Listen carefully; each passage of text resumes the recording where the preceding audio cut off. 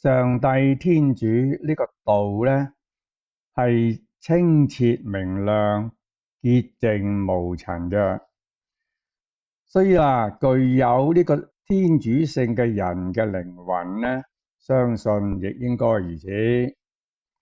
雅各書話：人要潔淨你們的心。詩篇又話：神求你為我造清潔的心，使我裏面重新有正直的靈。講嘅都係靈魂要清潔，要潔淨。中國佛教嘅《金剛經》呢，亦都有話生清淨心。大乘無量壽經呢，亦有話清淨無染。呢個清淨呢，講嘅係清澈潔淨，淨呢係三點水嗰個淨。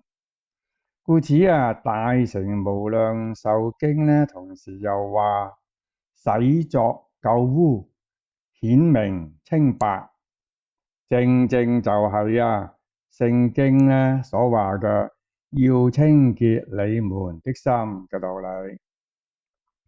響佛性同埋天主性同樣都係講呢個潔淨嘅呢個道理上面呢，基督教同埋佛家呢係相通嘅。所以呢，今日我哋呢啲基督徒都要多啲學下佛教徒，對自己嘅靈魂呢，要時時勤拂拭，勿使惹塵埃啦。